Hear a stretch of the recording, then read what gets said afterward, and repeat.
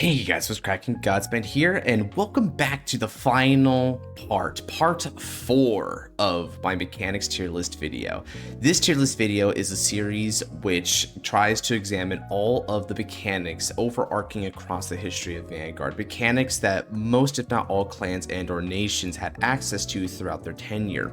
This mechanics video, as I said before, is part 4 of the series, and also the final part of the series. So if you haven't watched the other 3 videos prior to this, then definitely go and check them out in a playlist over in my channel section, and also at the end of this video.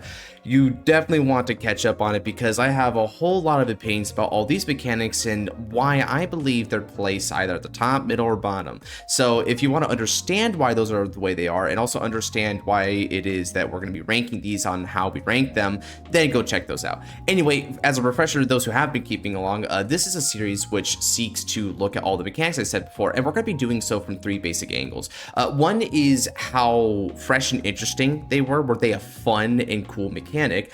2 is, did the mechanic end up being healthy for the game, both in a short-term period and a long-term period? If a mechanic is good for the game, hell, even fundamentally sound for the game over a long period of time, that's going to get high marks for me. And finally, did the mechanic get most of its potential, if not all of its potential, realized? Some mechanics had a lot of variations and were fleshed out over the course of many sets and formats, whereas other mechanics seem to have essentially dropped off the face of the earth after just a couple of formats and had a lot of potential left in the dust. So we're going to be examining them for all these angles, and for today, we're going to be finishing off with standard era mechanics. These are the mechanics that we will probably be most accustomed to, especially for a large part of my viewer base, because a lot of people came in during the standard era. So these should be a lot more familiar to you, and not like a history lesson, but more like an examination of the modern day state of Vanguard. So without any further ado, let's go ahead and get into it. But before we do, definitely, if you like this video, then consider liking and subscribing. I'm almost at the 3K mark, right at the threshold there, so every little bit helps. So if you can, definitely click on those little buttons. It'll just take a couple seconds, and it means a lot to me. Anyway, with all that said, let's get into it. I hope you enjoy.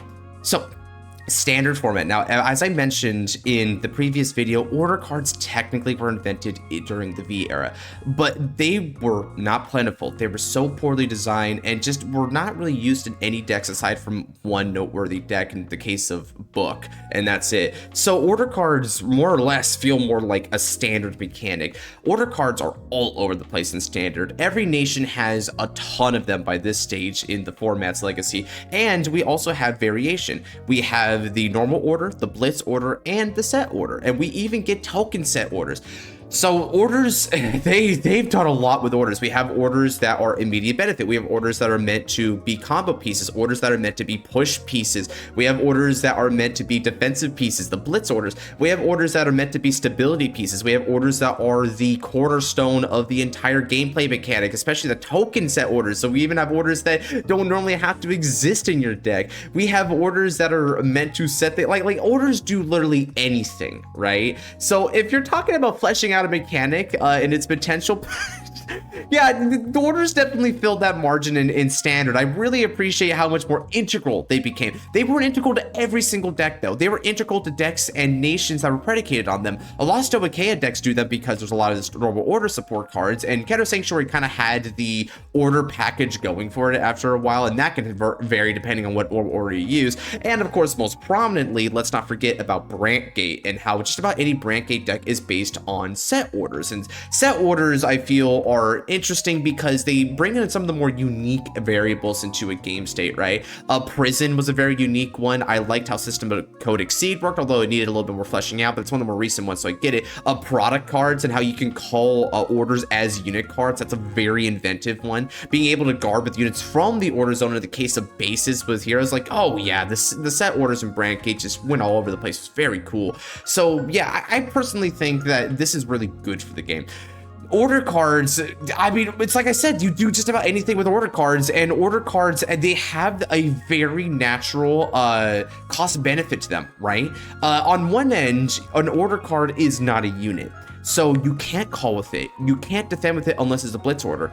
And another detractor from it is that in most cases, unless you have an effect that states otherwise, order cards are once per turn on either turn. So normal orders and or set orders can only be played once a turn normally. Meanwhile, blitz orders, which can only be activated during the opponent's turn, so you have to wait for those, can only be activated once during that opponent's turn. So they're somewhat limited, and they're not very versatile that way. You have to use them for their effects, period. There's not any other natural element of being an order card that's particularly helpful here, except for the case of something like Elementary Sanctitude, which, a lot like a Protect marker, kind of like activates as a pseudo-perfect guard, but because it never hits the Guardian Circle, it gets around a lot of guard restricts. So that was actually a way in which order cards, not being a unit card, actually worked to its benefit. But aside from that niche case, that was a detractor. But order cards also had a lot of benefits to them, right? Order cards were a really strong combo piece, and order cards during this era actually had really insanely good effects, unlike in V series, where they were just really mid.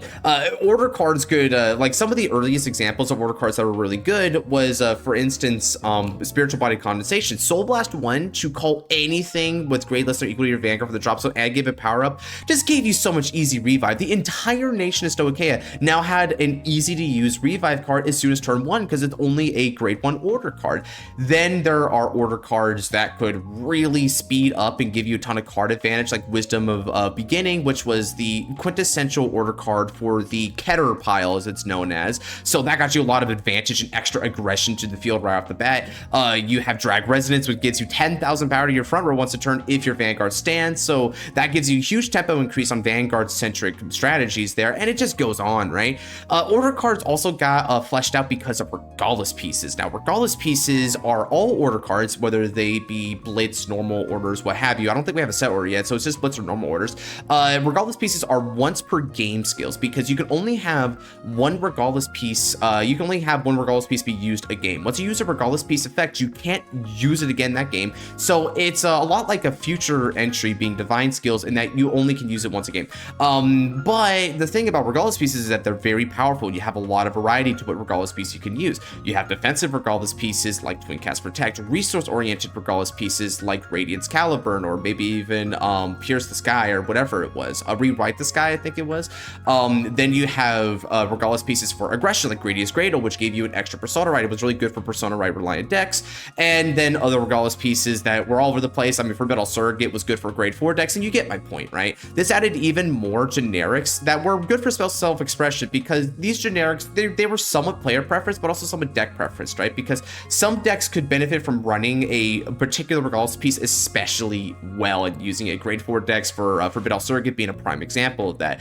Meanwhile, other ones would just kind of use whichever one of the generics ones you want. A very popular choice is Fire Regalis, because it just gets you a nice search off top 5 or a free draw even from the drop zone without counting as your normal order play for turn, right? So that's another thing. Order cards also had effects that weren't technically playing the order card, so you could get doubled or even triple value in a couple cases from those order cards, meaning that, yeah, even with the once per turn play restriction, you could get around that. So order cards, yeah, were really good. The only reason why they're not peak, though, is that order cards, while they did do a lot with them, I feel as though order cards have now kind of gotten to a state in this game where it's sort of expected for everything to have a strong order card, and order cards have become kind of like ubiquitous. So I think a part of the identity and risk of order cards has sort of left us, right? Especially when they started playing a lot of order cards that could do additional effects from the drop zone. It felt less like a, ooh, this is a way to like really spice things up, and more of a, okay, now this is what you need to be a good order card these days for the most part.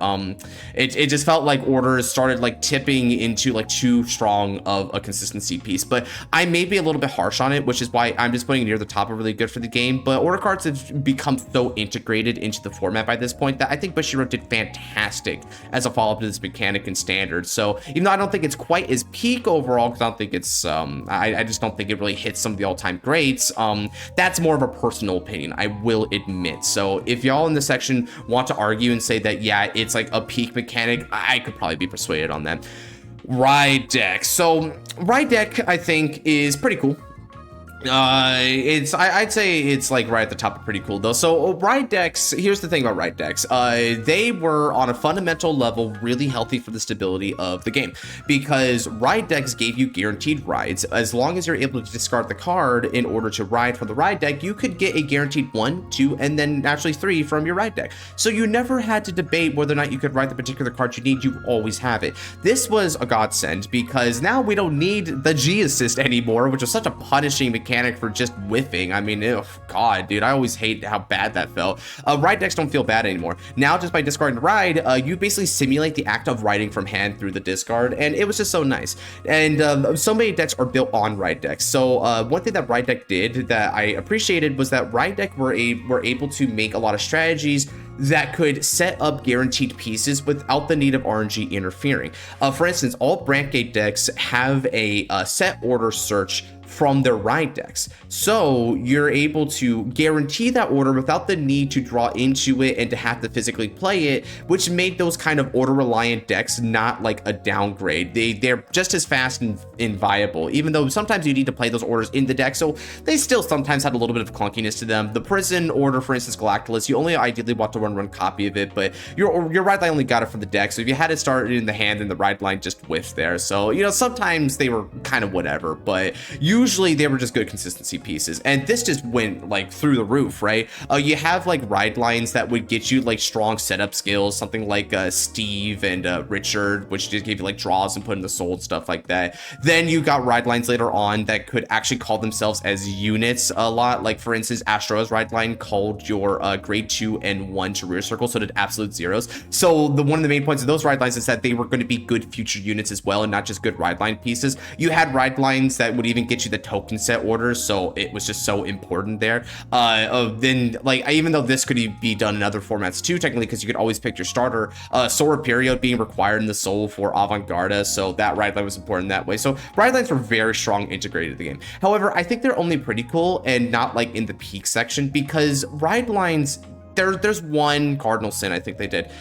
They're not varied enough. Ride lines standardize the act of riding to a point where there's no variance and there's no thought in it. You don't have to be careful about your choices in deck anymore, because you just ride the same thing every single game.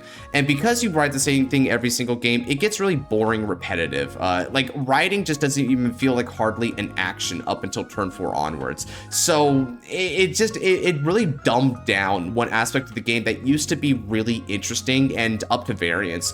So I mean, don't get me wrong, it's really healthy for the game, and I don't think it's a dead end result. Like, even though it's really good for the game, it didn't meet its potential, so it meets this criteria, but it doesn't meet this criteria to go up here.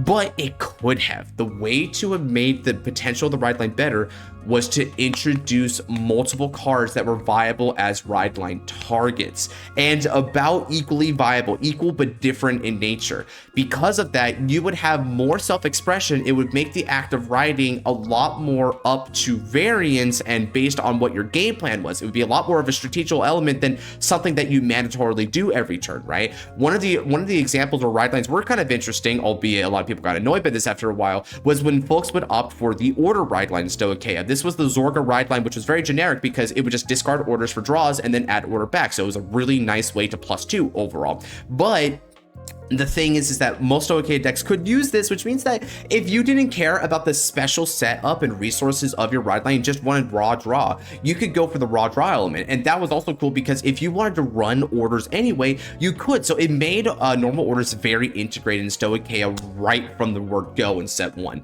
So I think that was a good example of that. But then after a while, ride lines became very archetype specific. A lot of the generic support cards were just rear guards and guardians and whatnot, so they had no value in the ride line anyway. One of the only examples where this ended up being an exception was Combine Rusher, because Combine Rusher saw play in Orphis and Gravidia ride lines because you could Soul Blast it out and then revive it back later. I thought that was kind of a cool idea, but again, this is a exception, not the norm, which is why it's only going to stay in pretty cool. Now, Persona Ride. Okay, Persona Ride is a really really poor design, man. So Persona Ride is an effect that you get when you ride during the normal ride phase. When you normal ride a Vanguard with the same name as your current Vanguard with the Persona Ride ability, you activate Persona Ride. I explained a lot because those are all the technical stipulations for rulings and stuff like that, but basically you ride another copy of your Vanguard, and then for the entire turn, you get a continuous 10,000 power your front row, and you also draw a card to make up for the ride. This was a really poorly designed mechanic. I mean, even right from the beginning, when people saw that Persona Ride was going to be our new, like, general, like, Vanguard mechanic, I mean, we moved from, like, Limit Break to Strides with Striders, and then the gift markers of V-Series. And like these had varieties, right? Like these were like cool different effects with their own like cost benefits. You ramped up slowly or whatever. You could like choose between the gifts after a while. This just said 10,000 to front row and draw. Every single Persona Ride does this. Hardly any decks modify a Persona Ride. This quickly became boring and just really dumb beater nonsense, right? Every deck just Persona Rides on turn 4, and then you get the huge power up, and it's like, whoa, it's like the same turn but bigger. But like it can only get so riveting, man, and then big turn but bigger is just so boring. And this is, I think, one of the things right away that made Standard feel like kind of a beatdown format. Every deck just wanted to beat down the opponent with huge numbers and try to just like do with multi-attacks and stuff like that. And multi-attacks double, if not triple dip on Persona Rides. So Persona Ride just propagated a huge power cliff issue. And going, unlike something like in Standard or whatever, I mean not Standard, G-Series, Standard, going first was life or death a lot of the time. You got to go to Persona Ride easier. And so, and you'd be like, oh, okay, well, you know, then they released other stuff for Persona Ride, right? Well, yeah, I mean, they made decks like Hexorb that required Persona Ride, so that actually felt really bad because you'd be like, oh, well, you know, now Persona Ride specific effects means that they kind of locked into short 4 plays. And yeah, that's cool until you realize that not only are there ways to search Persona Rides and the Gradius Gradle to activate Persona Ride, it also means that your deck is really limited to Persona Ride just to even properly function by this point. So it's like you're just kind of twiddling your thumbs, not doing anything interesting, to then do the big Persona Ride boom effect, which honestly, after a while, is also just not interesting either. You kind of see where I'm going with that, right? It's just more caveman Vanguard. And then afterwards they started to like they made Mask Engine. Now Mask was a mechanic from Overdress season 2 onwards, and Mask was allowed you to superior ride a card from hand. That was like the Mask retrained version of your base Vanguard, and when you did it, if the opponent was grade 3, you got to Persona Ride. So now Persona Rides were attainable on turn 3, so even faster if you went second. So oh joy, the busted one note like beatdown mechanic just got faster, right? And then they made ones for the glitter units too, the ride fixers, which would go into your big grade 3s and just like boom, there you go. It was really dumb, man. I don't know why they did that, but oh boy howdy, they sure did. And it just, Persona Ride is, it doesn't do anything interesting. It's just raw power creep in the finest expression, right? I don't like it. I don't like it at all. The only reason why it's not abjectly god-awful design is because there were occasionally decks that needed Persona Ride to do their effects, and while yeah, it does get boring after a while, at least initially, and for some decks, it is kind of neat to have that particular stipulation, which means that you sort of ground the deck building a bit and actually makes like Gradius Gradle, a usually forgotten Regalis piece, kind of useful. So like, I mean, it's kind of cool, and they even had Thegria, which would modify Persona Ride to draw more and get bigger like power and stuff. So I mean, I guess, you know, they tried a little bit of like experimentation, but they just didn't do it right. I think Persona Ride should have been a generic like term that like the effects of the Persona Ride should have been different. It shouldn't have always been 10,000 in front row and a draw. I feel like that would have worked for like some decks. Like for instance, if you were playing Bruce for like we were Persona Riding on Final Rush, that makes sense. I think that would have made a lot of sense. But then other decks didn't need 10,000 power on that Persona Ride, you know? Like for instance, what if like the Persona Ride effect was the thing that let Magnolia like attack while in the back row, and then it gave it like a different benefit. Like for instance, if an attack doesn't hit, it gives more power to something else, right? Like kind of an interesting Shadow Stitch like ability, right? They only did 1 to 2 things with this, it felt like. So what, man, it had potential, but I feel like that potential is so far gone because we're so deep into D-Series that I can't even say it has potential anymore. It is as it is now. Overtrigger, the worst mechanic in the game, no debate, no need to. Why is Heal Guardian all the way over here? Holy crap! We missed a V series card. I'll briefly talk about that, but Overtrigger. So Overtrigger. Do I even need to explain this one? It's the dumb 100 million power trigger that automatically wins games for no reason out of left field. It was a dumb mechanic in the very beginning and won games for no reason, and has only gotten worse over time. Yeah, that's right. Overtrigger has only become more of a power as the power cliffing has grown greater and greater to actual numbers in like D series. And the reason why is because more decks out there are now able to deck compress and have higher attack patterns, which Overtriggers means their overtrigger is more likely to get checked, and their overtrigger in many cases are even more impactful because these high octane attack patterns already force a lot of PGs and high quality guards from the opponents. They're more vulnerable to overtriggers because the defensive power creep just can't keep up, right? Like a prime example is now we're having decks like for instance, like we're doing like Elder Breath, right? Elder Breath is now being paired with decks that already have a lot of extra multi-attack and brand decks like Welstra, for instance. And so Elder Breath, if you had the 3 PGs, you probably didn't have it by the time Elder Breath came out to the field in that attack pattern. Drag Veda, now you have more decks that do multi-attack and Dragon Empire or have the triple drive ability like Boff Sagada, Mahar, Nirvana, Java. That one can also restand units, right? So even if you had the extra, like, even if you did have like the extra PG for it, the extra triple drive and other multi-attacks on top of that that are propagated from the chain restand, you probably can't survive those either, and they're more likely to see it. They, like, instead of seeing like once maybe every like 8-10 games or whatever, you're seeing like once every 3 games these days because deck compression is at that point. Overtrigger needed to never existed. It was the worst mechanic ever designed in Vanguard, bar none. There's no mechanic. I would like Gift 2s feel like cool and innovative compared to Overtrigger, dude. I don't know what they did here. I emanating in my head is my friend Nabs whenever he says it was to make the game more casual. Yeah, cool, but you're also losing your player base for it. Was it a good trade? Hell no, it will never be. Nope. So how do they solve Overtrigger? Dude, don't even errata it. Just get rid of it. Even if you were to errata it to 10,000 power, just the mere fact that the Overtrigger's extra effects could often just screw up a game anyway from that variance is like, even if you don't get the 100 million, the extra drive checks and multi-attack from Drag Veda is still a game ender, and it's still RNG based. Bless Favor, Eldo Bread, those are also hyper impactful too out of left field. So Overtriggers, fundamentally speaking, just should not have been. These are just like once per game skills that are completely RNG locked and just game enders. They're like ultimate strides, except you don't set up for them. They just come to bail you out at the most undeserving of times. So don't errata these, just get rid of these. Just please get rid of these.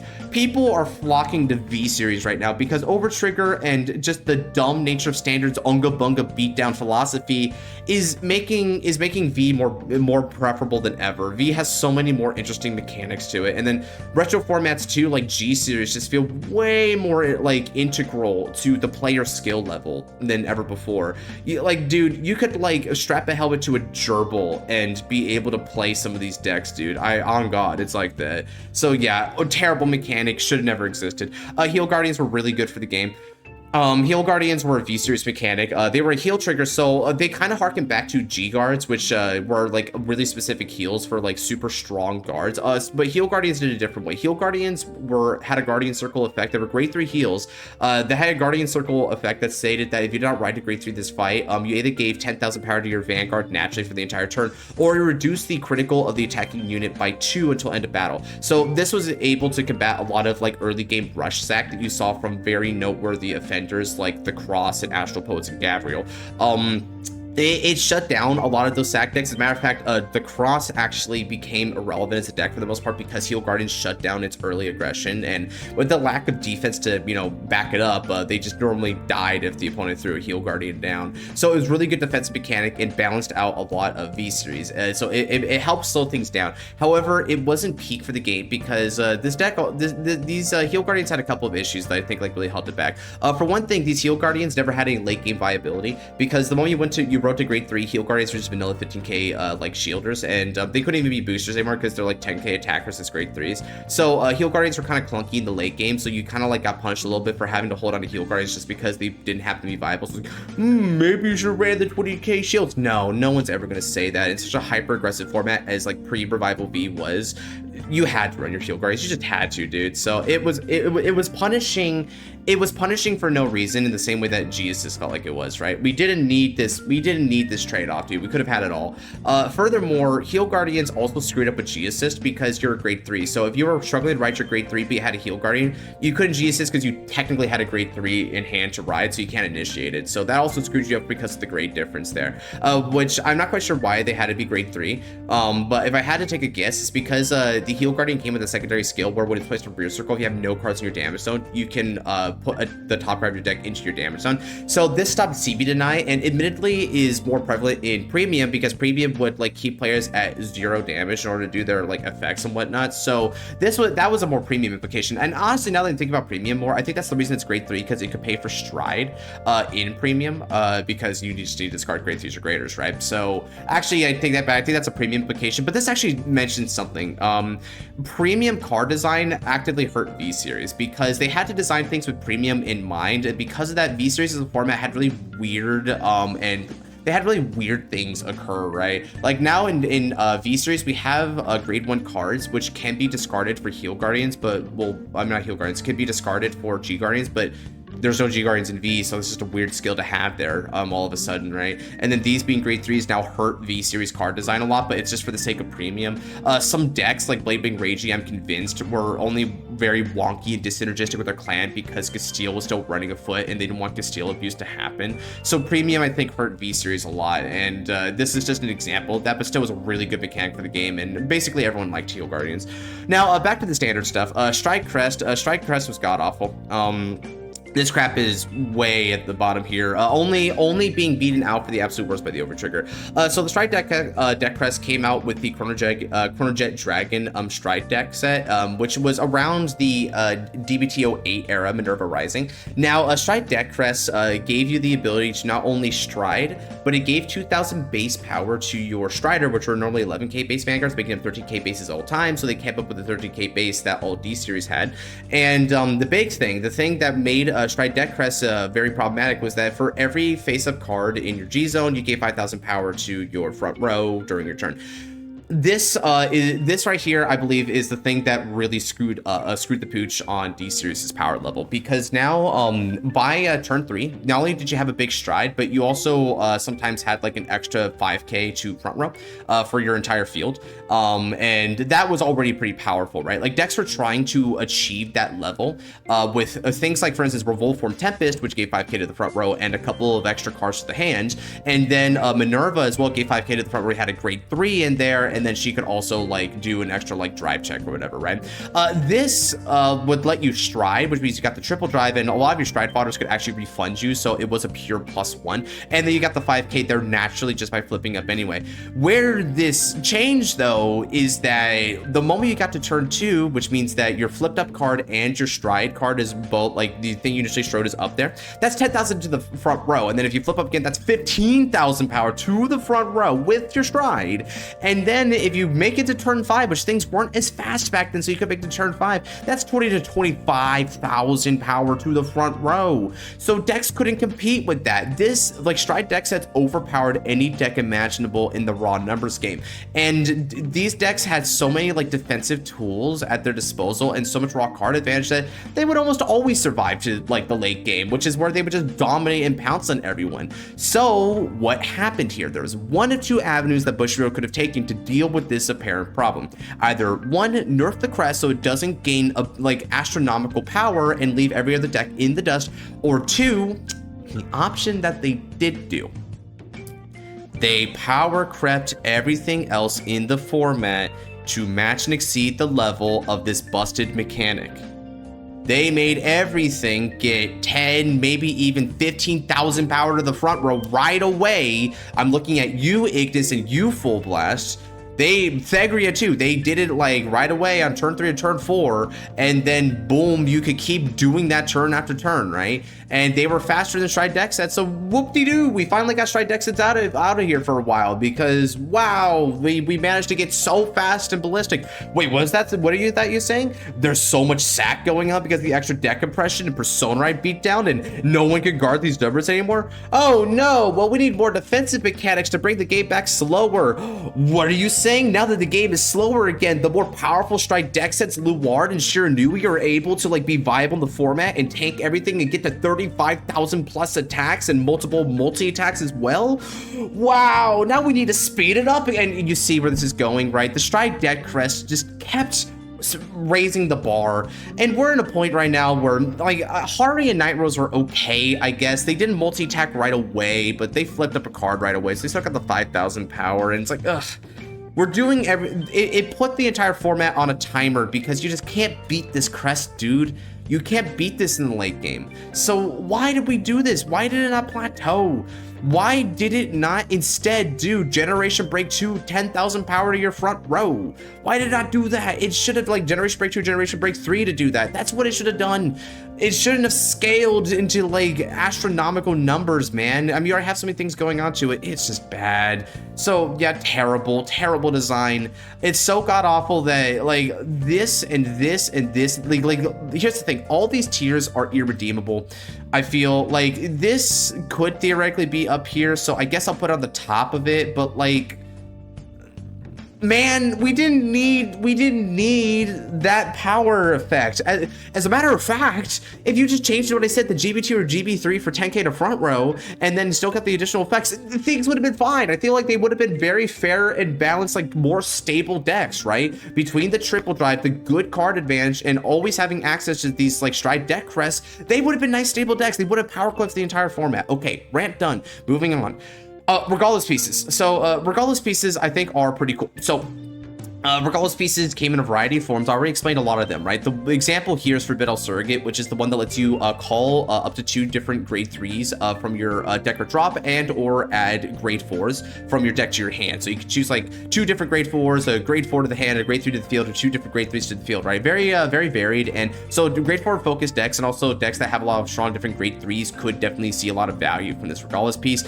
Gradient's Gradle gave you either a Pot of Greed or put into Soul and Counter Charge, so generic counter charge for everything, which is good for certain decks like Barker Draggers that choked on that. And because of the draw too, you always can see benefits even though you don't need that particular resource. Gradient's Gradle was good, helpful for Persona Right specific decks like Hexa Orb and whatnot. Then you got access to Twin Cast. It was a 10k shielder that can also become a 15k plus shielder later on. But then if you're playing a grade 4, it was 20k shield. If you're playing Griffogila, it was like upwards of 50k shield. So that scaled to those particular high grade like decks really nicely. So you get where I'm going with this, right? Like different deck strategies had like different Regalis pieces that were very viable for them, and I think that's pretty rad, right? It's another element of like a deck identity in that you kind of get to run these Regalis pieces. However, it's only ever really cool for it because while I think they're definitely filling out the potential of like the Regalis piece a lot, right? Like they did it from a lot of angles. I don't think it was really too good for the game. Like, don't get me wrong, it's good, and some of these Regalis pieces I think are really fantastic, like Twin Cast Protect and whatnot. But the thing is that these Regalis pieces can sometimes be sacky one-ofs, right? Like, oh god, he hit his one-of and now like things just go from 0 to 100. So it put because Regalis pieces are so polarizingly powerful, it kind of put people in a position of the have and the have-nots. Getting the Regalis piece like tempo swinged up. There was a few instances where this was the case, right? One big one was for Bidal Surrogate again, right? Because seeing the Surrogate like was such a huge swing up, right? And then like you also, if you saw like the freaking Radiance Caliburn, that backup option, oh boy, seeing that was a really good one.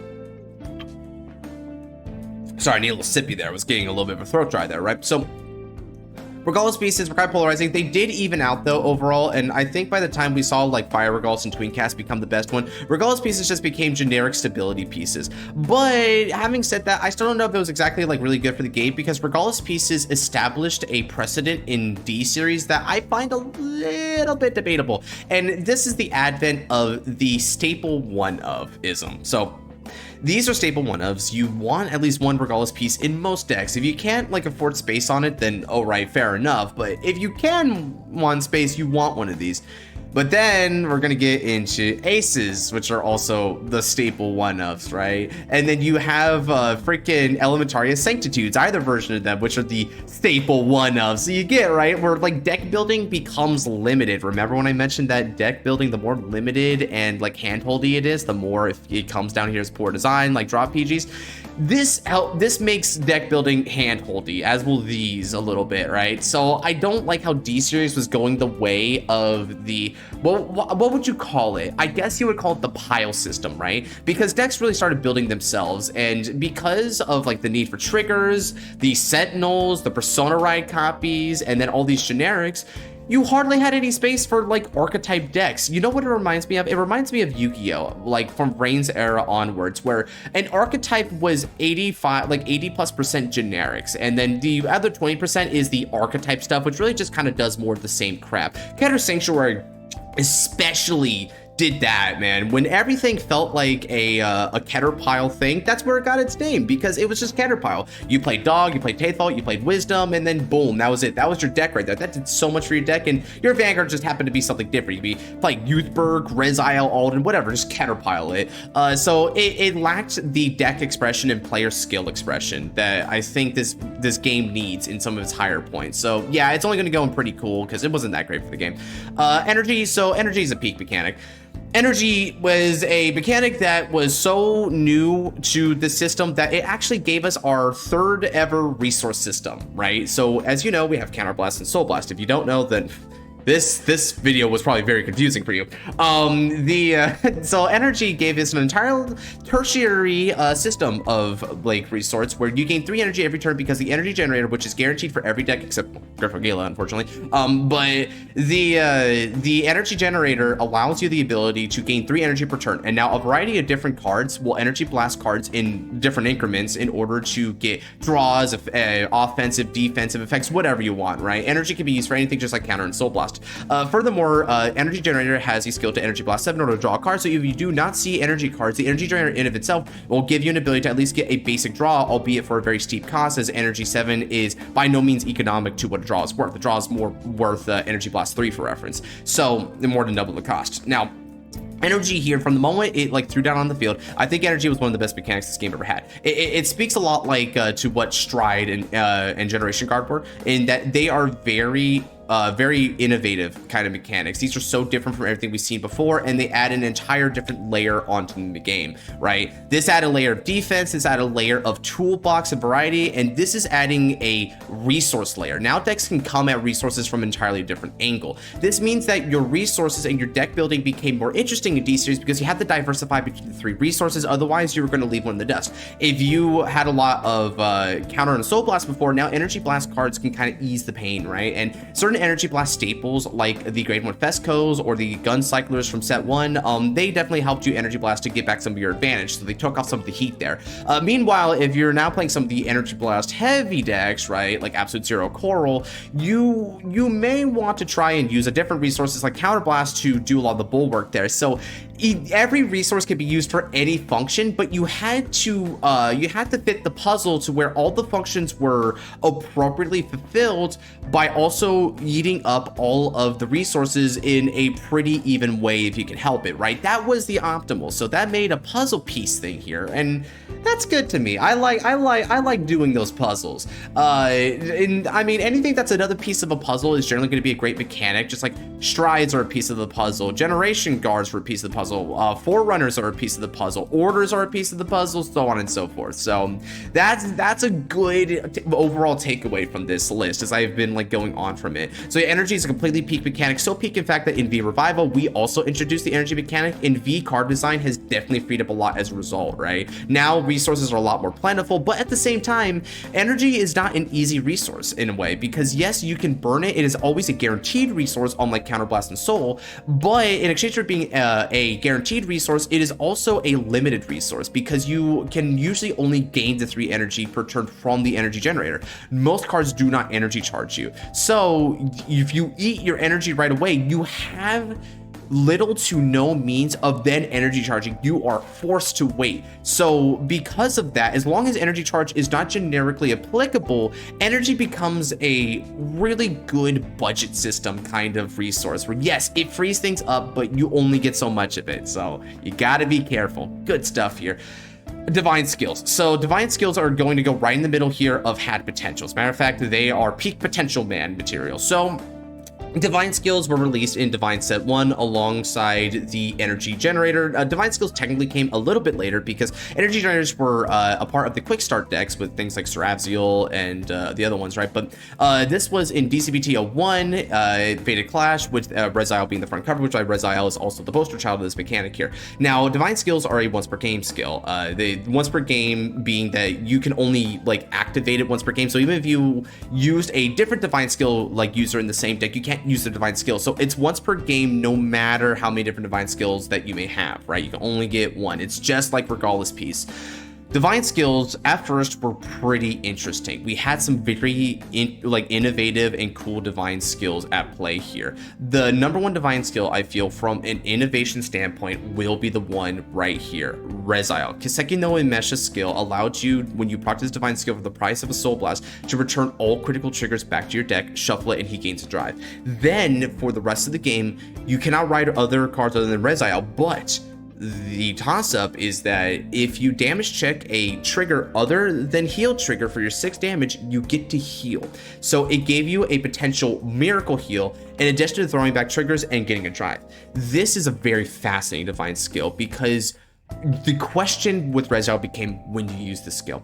Do you want to use it early game and get the drive pressure and just have the safety net of the divine skill, or do you want to wait as long as possible because you can get more criticals, which has offensive implications because then you can triple drive criticals more reliably, and also you get more like triggers in deck to be more likely to do the miracle? Do you want to do it in the middle of the road? And then like how many criticals is your preference for like putting back? Do you even care about criticals at all, or is it just the drive check that you want, right? Sometimes you ignore some elements of it for other elements of it. It had so many like player choice. Like this is the most like, skill expressive divine skill bar none in the game, right? And some other divine skills were also quite nice during this era as well.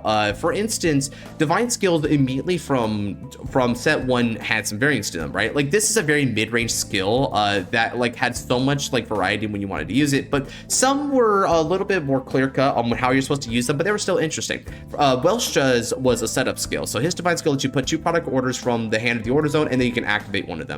So this not only ramped you up big time, so you needed it as a setup, but also what this did is it lets you use any of the product orders right at the bat. So you still had some amount of variety there because you could go for Lubetsol to get the extra cards to the field, or you could go for the tried and true Freischutz Maximum to retire and reduce their power for an aggressive play, right? So you had some variety there, but still it was a very strong setup. So divine skills didn't have to be big game finishers, but they could be big game finishers, like with Blankmeyer, where Blankmeyer's divine skill, if you had 8 or more face down binds, you gained a critical, and then they couldn't guard with Sentinels for this of the turn. It was the Apocalypse, right? This was a divine skill that where like everything in your deck, including Blankmeyer's primary skill, was all about building the divine skill. So that was sort of like the polar opposite of Velstra's divine skill, where Velstra's was sort of like a one-off thing where you kind of did as an afterthought. It's just like a setup thing, and then the rest of your deck did the fighting for you. In this case, Blankmeyer reverses it by having all the deck built up to the divine skill, which does most of the fighting for you, is that divine skill game finisher, right? And then he had certain divine skills with other like elements that were beneficial in unique ways. Like for instance, with Chris Reigns bounced all of your rear guards back to the hand in order to call a card from your hand to the field, and it gained all the power and critical of Chris Reigns. So obviously, like either a push card, so you could use this as a tempo to get rid of hand, or maybe even kill the game if you're saving it there. But the interesting thing about that one is that its cost is to bounce all of your rear guards back to the hand. So it was also a good anti-control mechanism. You got a lot of your pieces back, especially ones that need to be on place to get their effect. So it's kind of like Harmony in a way. So that was one where the cost is actually a part of its good effect. But then unfortunately, divine skills didn't live up to the potential. They started off strong, but then subsequent divine skills were not that good. The cracks started to show in set 2 with Zorga, Nadir, and also Blankmeyer. Yes, Blankmeyer was cool because it changed like the dynamic what a divine skill was supposed to be, where the divine skill was the end all be all, but also the divine skill was not interactive. You used it as soon as turn 4 almost all the time. It felt like you could theoretically ramp it till later, which is cool, but it was still a divine skill that just sort of ended the game a lot of times. So it didn't feel like a fun and interactive divine skill, right? Not the way like Rezial's was. Nadir simply restood a column. Its boring, it's lame, it's just simple beatdown. You do it whenever you think you have game, and boom, that's it. It's very one note. Now Overdress back in set 1 was sort of on the fence, but it ended up being like kind of a bad divine skill in a way, because like, here's the thing, yes, you had to wait until the opponents at 4 or more damage, so your opponent had some counterplay there. That was the cool thing about divine skill, but as soon as you did get them to 4, you restood no matter what, because whether it was for the extra twin drive or the extra power, there was no reason to wait. Just do it, right? Even the anime, when now is fighting against Impaldio, and Impaldio has a higher base power, she still doesn't wait because the twin drive is still really good for it. So the element of player choice and expression just is not in that skill as well. It's more so just when the opponent lets you go to 4, which will inevitably happen, you go hard, right? Then you go on to set 4. Set 4 gave us the Destined Ones, and the Destined Ones, terrible divine skills. These divine skills were so one note. Alden was the best of them, because Alden, for a Soul Blast one, lets you call the top 7 cards of your deck. 2 of them off the top, so you don't call 7. You wouldn't have enough space for that. You call 2 off the top 7, and they cannot be retired by card effects, right? And because anything that's called over by the effect of Alden's skill returns back to the hand, you can also recur cards that you placed in the field from other skills and then recall them down, right? This divine skill is a lot like Regiles, in that the choice whether to use it immediately or wait for it is actually a legitimate choice that requires matchup dependency and good player skill to identify game state properly. If you went early, it means that you needed the extra advantage, and maybe you didn't have a lot of pieces, of course, but then you could save it for later when you do have a lot of pieces, and you just need to build back board, especially against control decks, because then you won't run out of steam, right? You could do it for a middle range play if you're trying to get some like preferable pieces out there. You could even use the divine skill as a defensive play, because with the hostage order that was released in Festival Collection 2023, you could call triggers and PGs down. They have the protection of Alden, so they're hard to get rid of the field, and then with the hostage order, you can move those PGs and triggers to the Guardian Circle as a guard play, so it has the sword and shield style. That was the best divine skill. That divine skill was fascinating to me. Then you have the other ones. Overdress, it gave you 2 markers, 1 on each side, and gave 10,000 power and a critical for itself. It's more markers. The moment your opponent's at grade 3 or greater, remember that restriction, by the way, because opponent being grade 3 or greater was Zorganadir's skill restriction, right? And it was Chris Reigns, and they're going to use it a lot here. So the opponent's grade 3 or greater, you put a marker on each side and gets the power up. Infinity Eye markers give you 10,000 power, or they get minus 10,000 power in a draw. There's almost no reason not to shotgun this, because Infinity Eyes are that strong. You can even stack it on the same rear circle, so that if you know they have a multi-attack, or you're just going to wait for attacks over the course of turns, you just have it there later. Your opponent it's really hard for them to play around it, so just do it for pressure, right? Then next up after that was Alcalibra. You ping them a damage and power up a couple of your units. The damage ping gets minus 10,000 power. It's just a damage ping. Doesn't have really much relevance with the deck. All it really does is give 5,000 power to 2 of your units for overcharge. So that's kind of cool, but it's literally just a damage ping. It doesn't play into your archetype. Like, ironically, the 2 instances of 5,000 power plays into your archetype better than the ping itself. Why is the ping the coup de grace, right? Like, don't get me wrong, it's kind of neat. The fact that minus 10,000 means that it's still vulnerable to overtrigger, but I actually almost kind of I would have liked it if it didn't let overtrigger do it, because for a divine skill, once per game skill, should be able to shut down a freaking overtrigger. That's my personal opinion on that. But it doesn't, so you know, it can randomly lose to that sack as well, and it has a few times in my experience. So it's just kind of like a middle road divine skill. It's not that interesting. After that, we got Alden. I already gave you my spiel on Alden. That's the best one here. Then after that, we got I'm trying to remember which one was. Oh right, Lishafield. Lishafield restands, and it gets 5,000 power and critical until the end of the fight. Again, just it's an offensive tool that has a little bit of a defensive implication, I guess. But if you recall, Overdress is an axe skill. Freaking Alcalibra is an axe skill. Lishfield's one of the auto skills. Alden's an axe skill. Like, you got a lot of axe skills. Just a lot of like poof one and dones, go with your turn kind of things, right? Speaking of, probably the most boring of them is Impaldio. So Impaldio's divine skill, what it does is you sound counter +1 and you discard a card, and what do you get for it? +1 critical, +2 drives. So that's it. It does. By the way, Empoleo's mechanic is the Automod gauge. Whenever you take damage, it gives itself power, and then like you also get to like ramp up your Automod, which means you get more power to the front row. His divine skill doesn't even reference his like archetype at all, dude. It doesn't have anything to do with Automod gauges. Like it felt like a random effect slapped onto him that could have gone to any other unit, dude. I don't get it. I don't get why that one had that. Lishafeel, at least because it was like a restander for that one time, you could like double dip on all the power and drive that Lishafeel had, and the critical meant it had like a little bit of extra pressure, but still after that it was just kind of like an MLB one attack with like critical and drive or whatever, so it was very boring afterwards. Alcalibra had the 2-5 Ks, but then the ping wasn't synergistic at all. It just pinged because we had to give it something other than give power. Empoleon, though, it didn't even reference it. They didn't even try with that one, dog. And then don't even get me started on Odium, right? So Odium, so just like with Empoleon, it gets gauges, but at least unlike Empoleon, Odium's divine skill requires you to hit gauges. In this case, you need 5 regress gauges. 5 is the magic number. Woohoo is my favorite number, right? So 5 gets you the ability to discard 2 cards, and then you take an additional turn. But it's sort of like Beyond Order Dragon. That's kind of like a half turn because you have to immediately go to the beginning of your battle phase, so you get like battle phase, end phase, that kind of stuff, right? You skip your draw and ride phase and main phases. Well, no, you get your draw phase, but you skip your ride phase and your main phase. So you get the extra draw, but you can't like energy charge or call crap or whatever. So it's kind of interesting in its restrictiveness, and some of its variables means that like the beginning of battle phase card from regress gauges actually like works. So you're kind of like looping them a little bit. That's kind of nice, but despite the cool ideas of it, of, oh, you get certain phases, so you get like cost benefits to it, and your persona right is gone, but now any defenses your opponent had is also gone. Wow, look how cool that is. But you know what it really is, dude? It's just beatdown.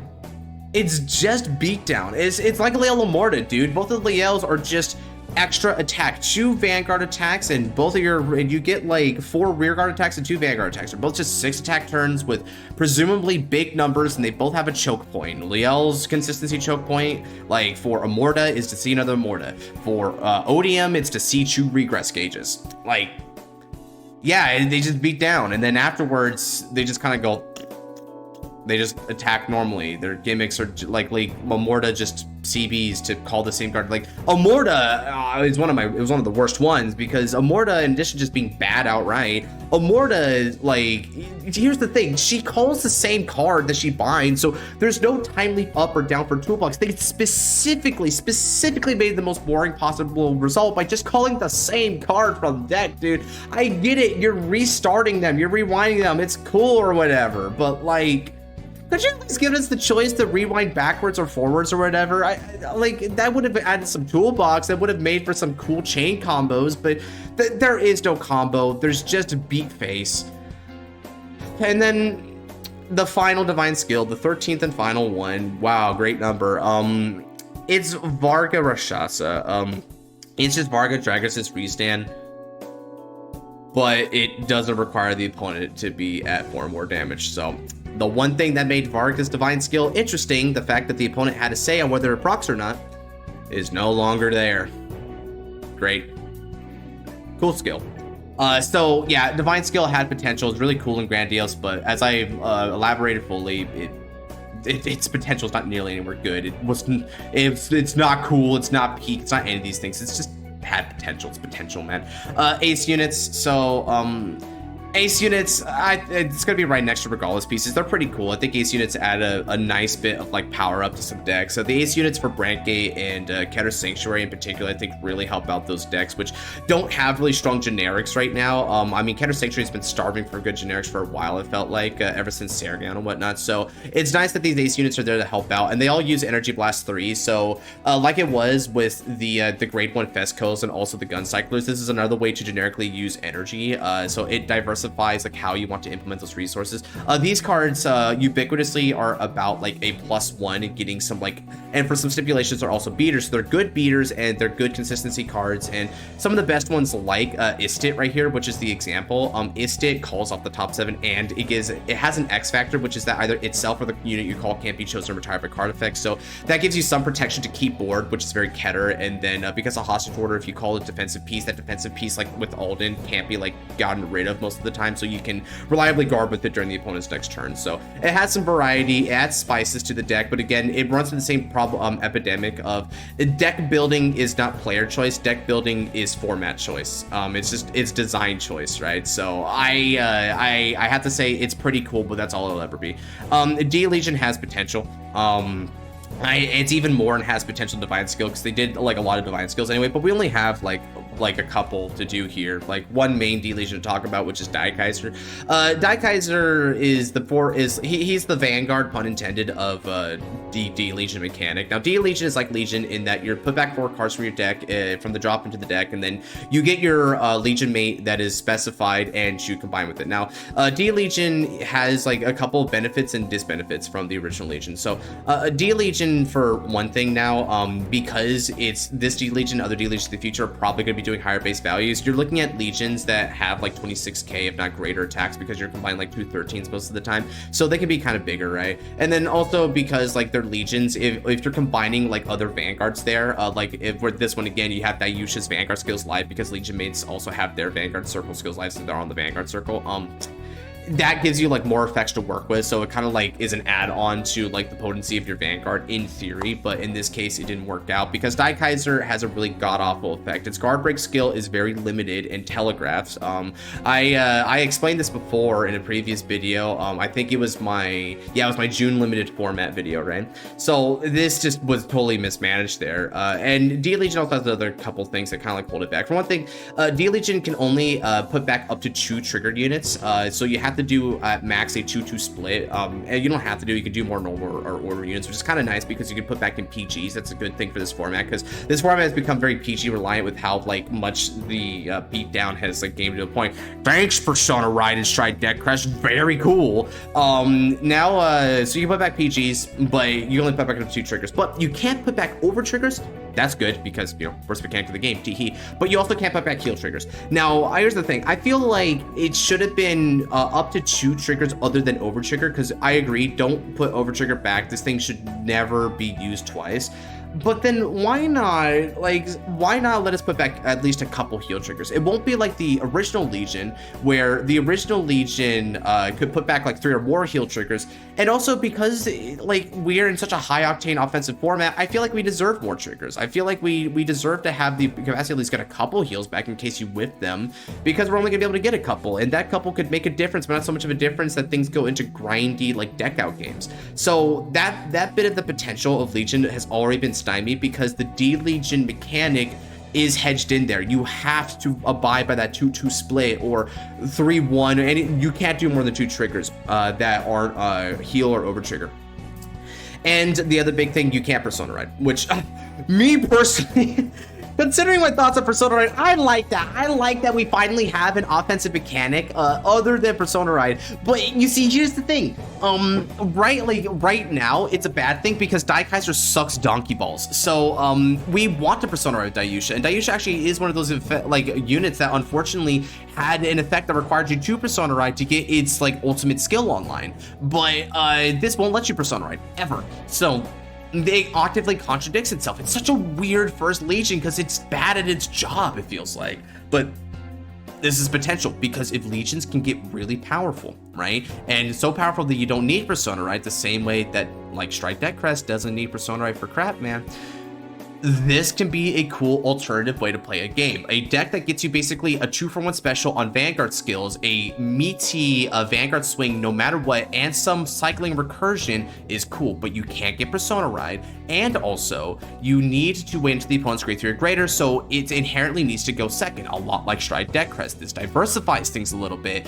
And if you can keep recycling, but that's where you need to see the extra rides. See, that's what I wish Persona Ride did. I wish you could have a different kind of benefit for rewriting cards instead of always 10k in a draw. In this case, when you rewrite, you can reenact the Legion for more recursion. This helps against deck out, and if we could have had heals that would make legions better as grind decks to slow the format down, but we're not there yet. So hopefully we can get there with D Legion, but we're just the very tippity bit of like its introduction here. We barely have D Legion in this format as it is. So I mean, what other place would I put it other than has potential, because it's just starting out as we're at it. At least with ace units, like I can see where maybe more ace units get revealed, but it's just gonna be like Regalis pieces where it's the once per game kind of thing. So no matter how you mix and match, you can only choose one. So they're in the same boat. We can already see the writing on the wall for ace units, but D Legion actually has the potential to go up and down. If they keep like effing around and doing Die Kaiser level kind of D Legions, it's gonna go in poor design. But for now, they still have a chance to turn it around and give us something really good, like, I don't know, maybe the cross for the end. Just an idea, Bushy. Seems like you're running out of them. Okay, anyway, that's gonna be it for this video here. So we finally, after 4 long videos, we finally have all of these filled out here. We have a pretty like good across the board representation of like really good mechanics and really bad mechanics. So that indicates to me that this game has really fluctuated up and down over the years. We've had some great decisions and then bad decisions, and it seems like they kind of fight against each other, right? So like some of the original mechanics like ride chains weren't that good, so they improved to make the ride deck.